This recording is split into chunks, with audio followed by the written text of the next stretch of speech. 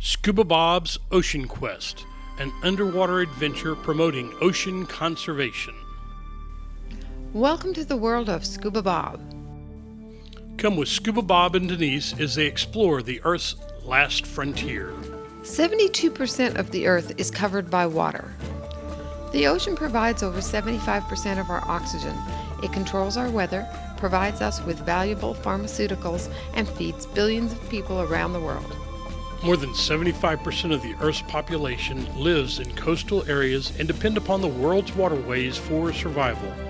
If we do nothing now, fish stocks will not be able to sustain themselves by the year 2050, and valuable marine animals like sea turtles, sharks, marine mammals, and coastal reefs will become extinct. It is our hope that through taking the camera lens underwater, we can replace ignorance with knowledge and greed with compassion. Come with us as we expose you to awesome beauty and majestic mysteries in this liquid world. In today's episode, we will be diving on Manta Point. It looks like the crew is ready for another day of diving. After a good breakfast, we board our Zodiac and prepare for a new day of adventure. Today's dive will be on a dive site called Manta Point. We're hoping to see a manta ray on this dive, but as with all dives, you can never predict what you'll see on a dive.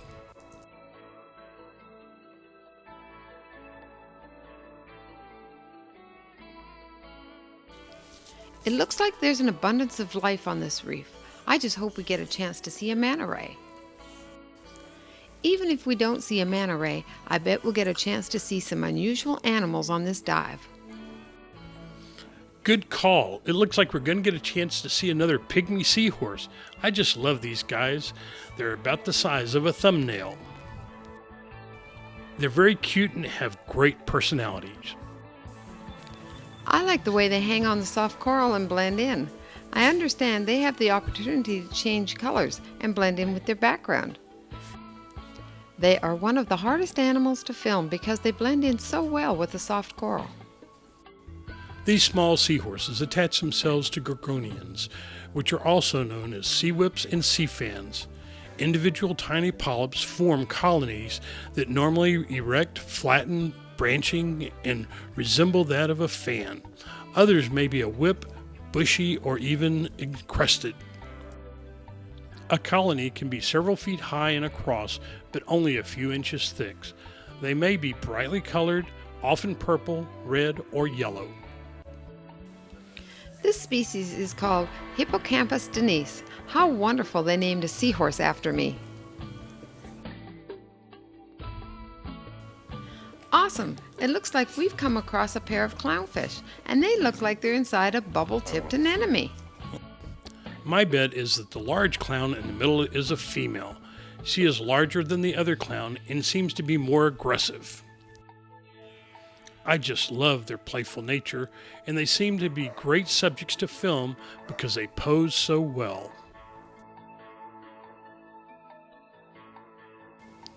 Okay, it took a little while, but I went to nudiplex.net and found the name of this nudibranch. It's called Chromodorus lepidardus. With over 3,000 different species of nudibranch, I had to look at a lot of nudibranch. By the way, nudibranch means naked lung. What do you think we have inside this sea anemone? It seems that our dive master has found a white pipefish, which is a cousin to the seahorse. Our dive master is doing a great job pointing out the pipefish. This particular pipefish is called the short pouch pygmy pipefish. Pipefish look like straight-bodied seahorses with tiny mouths. The name is derived from the peculiar form of their snout, which looks like a long tube ending in a narrow and small mouth, which opens upwards and is toothless. The body and tail are long, thin, and snake-like. They have a highly modified skeleton formed into armored plating. A dorsal fin is always present and is the principal organ of locomotion. The ventral fins are constantly absent. This is a cute Valentini sharp-nosed puffer. They have beautiful markings, and I like the way they swim through the water. Valentini's sharp-nosed puffers can be found in reefs throughout the Pacific Ocean and Indian Ocean. It reaches a maximum length of 18 centimeters and is also referred to as a black-saddled toby. It has 4 distinct black stripes, saddles, on its back. The head is blue-gray and the main body is white speckled with blue-gray spots. All right, this is a doctor fish, or is it a surgeon fish? Not again. This is a doctor fish because it does not have the spikes on the rear of its tail. Believe it or not, this is a black surgeon fish. Its spikes blend real well into its black skin, and it's difficult to identify. It even fooled me.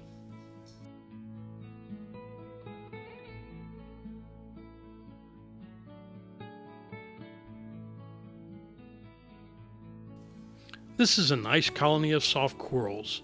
It almost looks like an island with small palm trees. As they sway in the current, they collect small particulates and plankton.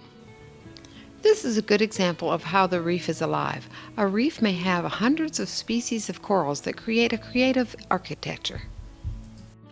While on our dive, the dive master brought out some food to bring out several different species of tropical fish. He said that he wanted to show a collection of different species to point out how biodiverse the region is. If you look closely, you can see several different types of damsels, wrasses, and triggerfish. Forming one corner of the coral triangle, the epicenter of world marine biodiversity and containing 20% of the world's coral reefs, it will come as no surprise that it boasts the most diverse waters in the world. What may surprise you is that Indonesia is the least known of the world's best scuba destinations. Over 3,000 fish species and 600 species of coral, steep walls, deep trenches, underwater volcanic mountains, World War II wrecks, and an endless variety of macro life, scuba diving in Indonesia is truly excellent and inexpensive. With over 13,500 tropical and often deserted islands straddling the equator, and with the Indian Ocean to the east and Pacific Ocean to the west, Indonesia has the longest coastline of any country in the world and is one of the most beautiful places on earth. The seas that surround Indonesia hold some of the best diving opportunities in this expansive underwater wonderland. Land-based or live-aboard, the Indonesia dive sites offer just about everything. We have Komodo, Raja Ampat, the Arjanda, and the Banda Islands, as well as Bali, all excellent destinations for scuba adventure holidays.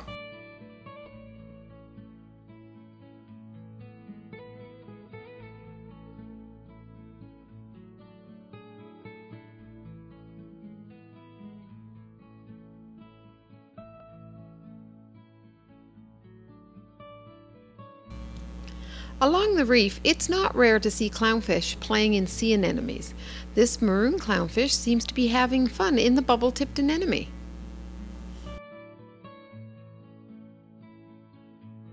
She is very active and seems to be protecting her home. There's a chance that she might have a nest nearby. The other clownfish in the background is a little smaller and most likely is a male. When the female dies, the largest male will morph into a female to preserve the species. Females guard the nest and protect the babies until they reach sexual maturity.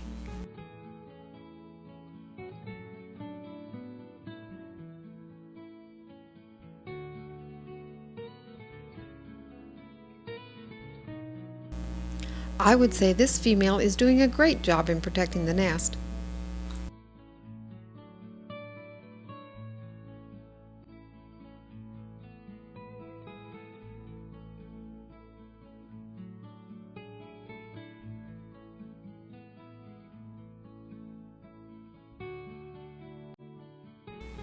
I wonder what we're going to find in here.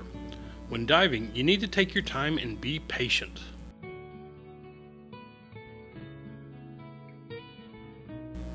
There we go. It looks like a lizard blenny.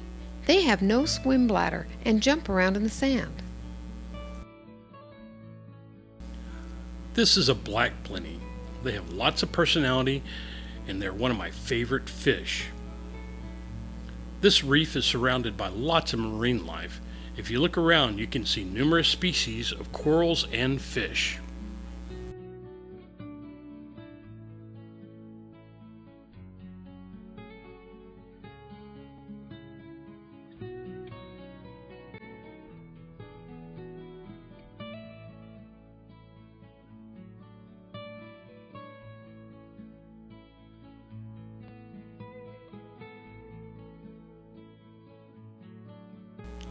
The clownfish seems to be a common fish in Raja Ampat, which is quite refreshing since the clownfish is not found in the Caribbean. If you've ever had a saltwater aquarium, you surely have had a clownfish. This is the maroon clownfish, and it's one of the larger clownfish. In the background, we see a black blenny. It looks like he's trying to get our attention. I wonder what he's up to.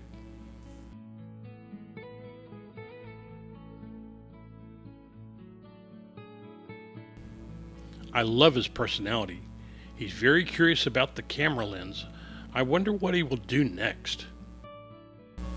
It looks like he's just trying to give us different poses for the film.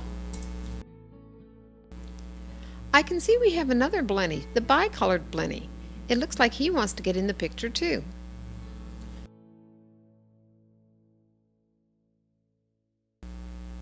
Goats? Did someone say goats? It looks like we have a spotted goatfish. Goatfish have barbels under their mouth to detect food.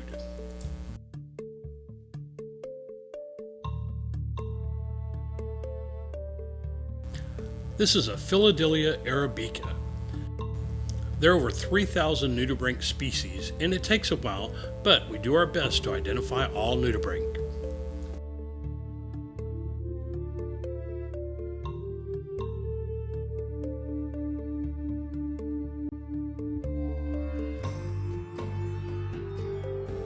Nudibranchs are often called sea slugs, but many sea slugs belong to a different taxonomy group altogether. A number of these other sea slugs are often confused with nudibranchs.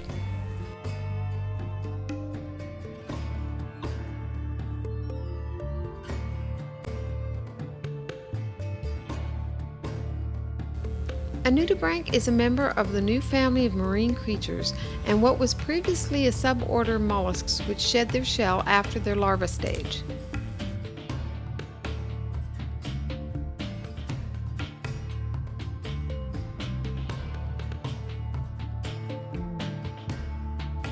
Wait a second, we haven't had an opportunity to find a manta ray yet, but with luck, we might get a chance to see one or two.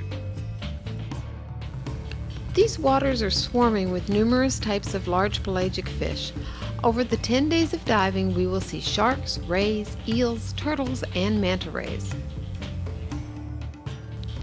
This is a blue starfish. I love the colors and they're very unique.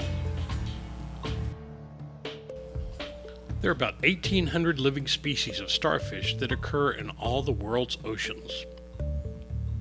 Starfish occur across broad depth range from intertidal to the abyss depths, which live in waters of over 18,000 feet. Indonesian liveaboard cruises can take you further afield to such magical places as Komodo and Banda Sea. Komodo is an island famed throughout the world for its legendary dragons and all liveaboard trips, including going ashore to see these incredible creatures in their natural habitat. But it's not all about monitor lizards. Diving around Raja Ampat means world-class reefs full of color and life with pinnacles and walls, manta rays, and maybe even dolphins and dugongs. The giant clam only gets one chance to find a nice home. Once it fastens itself to a spot on the reef, there it sits for the rest of its life. These bottom-dwelling behemoths are the largest mollusks on Earth, capable of reaching 4 feet in length and weighing more than 500 pounds. They live in warm waters of the South Pacific and Indian Oceans. Giant clams achieve their enormous proportions by consuming the sugars and proteins produced by the billions of algae that live inside their tissue. In exchange, they offer the algae a safe home and regular access to sunlight for photosynthesis, basking by day below the water surface with the fluted shells opening their multicolored mantle exposed. They also use a siphon to draw in water to filter and consume passing plankton. Giant clams have a wildly undeserved reputation as man-eaters, with South Pacific legends describing clams that lie in wait to trap unsuspected swimmers or swallow them whole. No account of a human death by giant clam has ever been substantiated, and scientists say its abducted muscles used to close the shells move far too slowly to take a swimmer by surprise. Even the largest specimen would simply retreat into its shell rather than attempt to sample human prey. The abductor muscle of the giant clam is actually considered a delicacy, and over-harvesting of the species for food, shell, and aquarium trade have landed it on at least one group's vulnerable list. Giant clams are increasingly rare on Fiji's coral reefs. They are big, brightly colored, and unable to run away, and tasty. Fijians hope that farming giant clams can help to repopulate reefs by transplanting them onto protective reefs. Once enough clams have been transplanted, they can naturally repopulate the surrounding area. The crocodile fish, also known as Dibophorus flathead or crocodile flathead, is a member of the suborder Scorpionformes, which includes the scorpionfish and stonefish. It is found in the western Pacific, Indonesia, Philippines, Red Sea, and the Great Barrier Reef. They're predatory bottom-dwelling fish using their camouflage to ambush their prey. Crocodile fish are mottled brown or green and gray, colored ideally to be camouflaged with their habitat. Juveniles begin black. They have eye lappets which help break up the outline of their iris and improve camouflage, and can reach a length of 2 feet. Crocodile fish dwell in areas where the seafloor is soft or sandy, and their camouflage is most effective, usually associated with reefs or mangroves. There are some awesome dive sites around Raja Ampat where the combination of topside beauty and underwater delights make it pioneer diving at its best.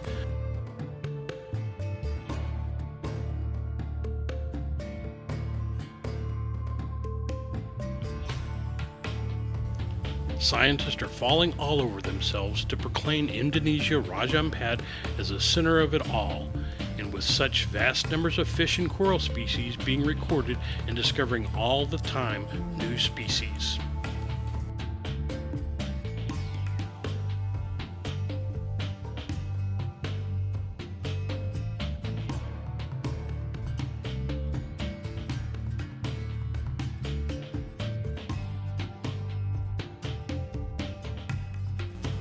It looks like we have another blue starfish and a nudibranch. This particular nudibranch is called a Philodia picata. People who say this don't mean that if you eat a carrot you will have carrots growing out of your skin, but the little creatures called nudibranchs seem to have taken that expression seriously. When a nudibranch eats a poisonous sponge or a mouthful of sea anemone stingers, something quite like this does happen. Instead of getting sick or dying, the nudibranch safely stores these poisons in its own body. Then, if another animal tries to eat the nudibranch, the animal will get a mouthful of the sponge poison or anemone stingers.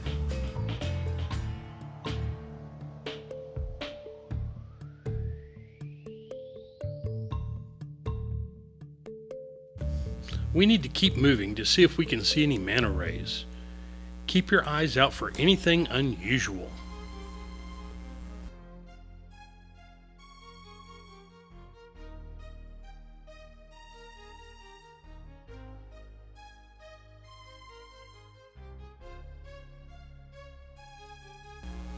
Looks like those fish are schooling above us. I wonder what they're up to.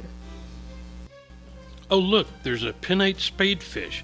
We seem to be seeing several of these fish on our dives. They're cousins to the Atlantic spadefish. The pinnate spadefish looks totally different when it's juvenile. They're solid black with yellow outline. I had a chance to get a video of several schooling right above us as we dove on the reef. It makes a great shot. They moved gracefully throughout the water as I dove with them. You could see the bubbles from the divers below. A few came out to check out to see what I was doing. It looks like one of the group has taken time off from school to stop by a cleaning station.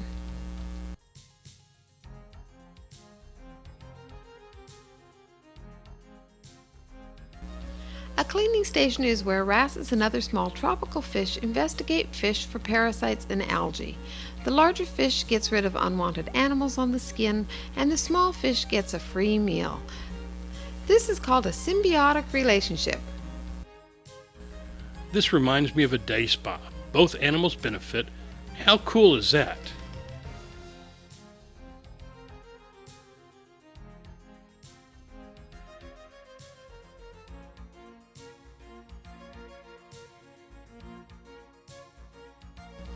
This is an unusual bicolored blenny. It has a split tail. It's called a bicolored harp's tail blenny. It almost looks like two fish in one. Very unusual.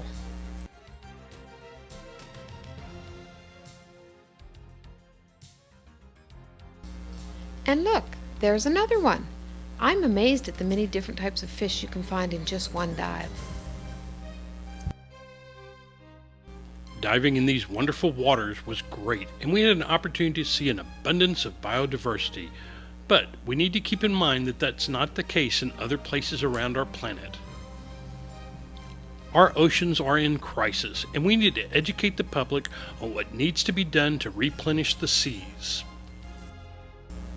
It has been predicted that by 2050, or some are saying as soon as 2030, fish populations around the world will not be able to sustain themselves.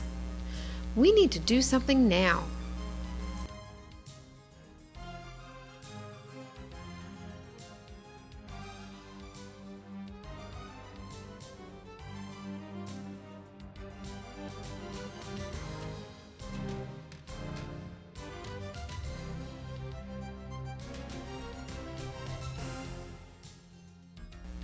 When diving along the reef, please be careful where you put your hand or knee. You never know what you're going to be touching.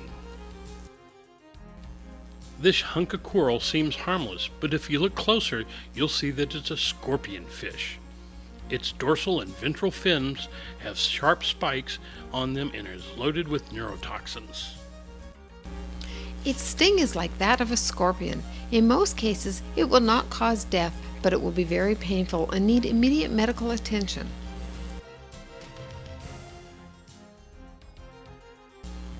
First aid is hot water.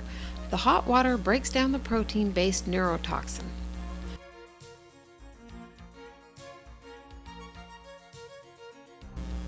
Scorpion fish are very ugly.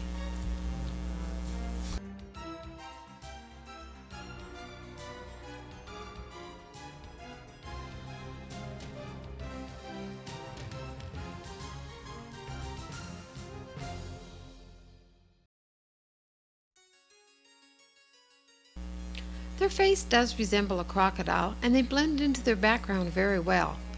This crocodile fish was found under a pier in only 15 feet of water.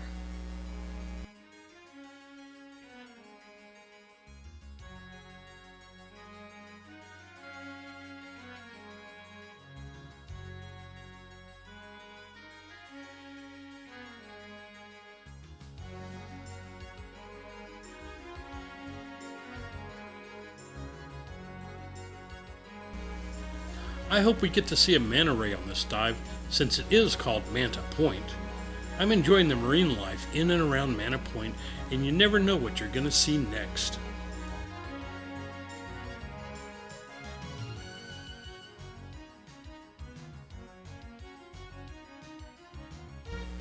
Just keep looking. I'm sure you're going to see something unusual.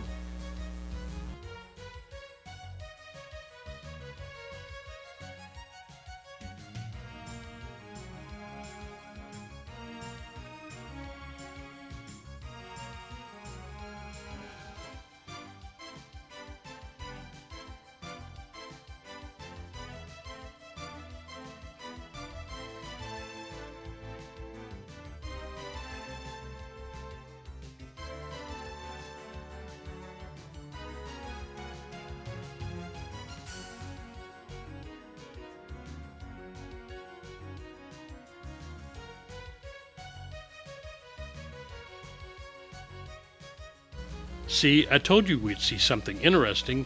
These two juvenile angelfish are having a great time, and I love their markings. Oh, look, we have a black blenny also.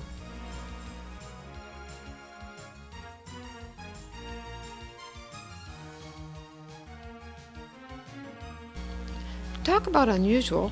Look at this red chorus wrasse. I just love its markings.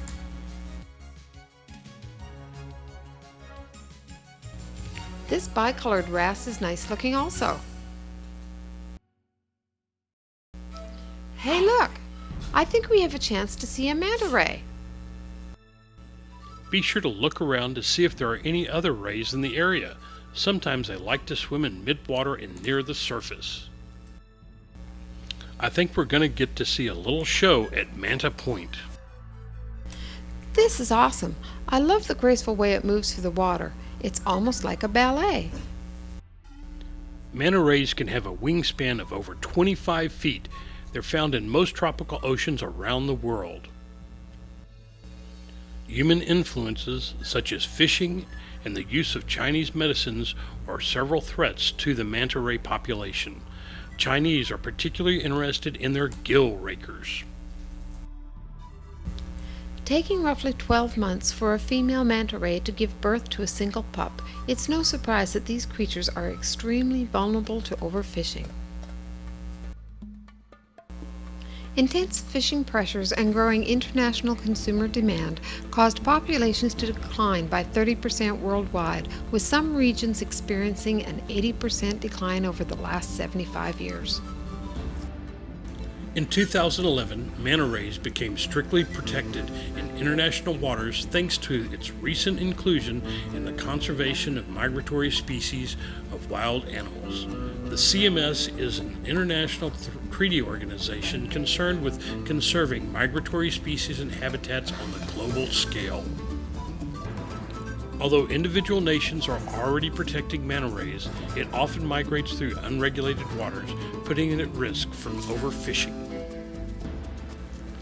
The IUCN declared manta rays as vulnerable with elevated risks of extinction in November 2011. Man has just begun to explore the ocean frontier. There is so much more we don't know about the mysteries, adventures, and beauty it has to offer. In fact, we know more about the moon than we do about our own liquid world.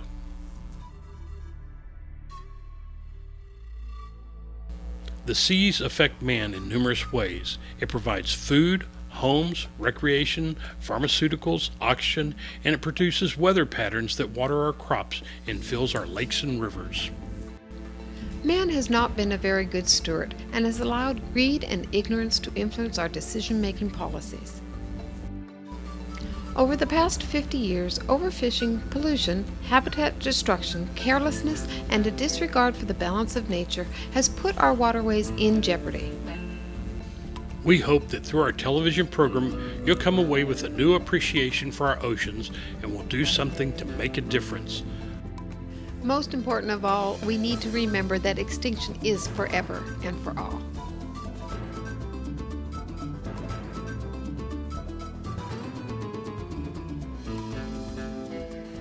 We want to thank the captain and crew of the Ampat Explorer for this great experience. We hope you enjoyed this episode of Scuba Bob's Ocean Quest, and you will return next week as we continue to explore the ocean frontier. For more information, please call 713-494-0915 or visit our website at www.scubabob.net.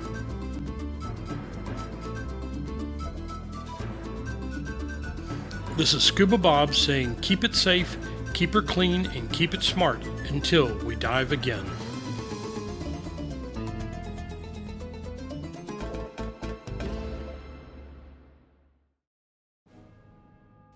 The white dolphin went into extinction in 2006 due to man's ignorance and greed.